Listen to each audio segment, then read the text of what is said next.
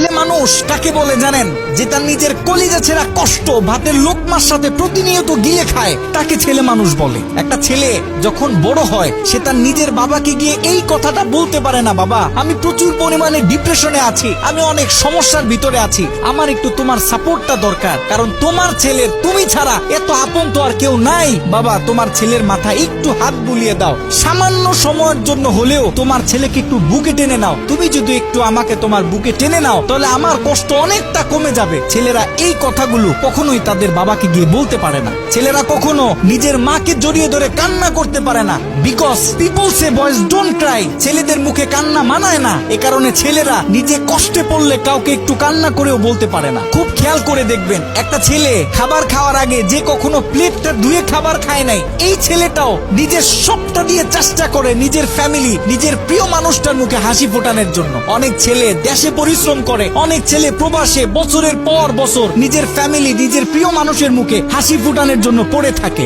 দিন শেষে ছেলেদের মুখে হাসি ফোটানোর মতো কাউকে পাওয়া যায় না। আমি মনে করি boys are the best actor in the world. এই পৃথিবীতে ছেলেরা হচ্ছে সব থেকে বড় অভিনেতা, কারণ ছেলেরা নিজেদের বুকে হাজারো লক্ষ কষ্ট পুঁতে রেখেও মুখে হাসি নিয়ে চলে, কারণ সে জানে আজকে আমি যদি ভেঙে পড়ি তাহলে আমার পুরো ফ্যামিলিটা অস্তিত্বহীন হয়ে যাবে।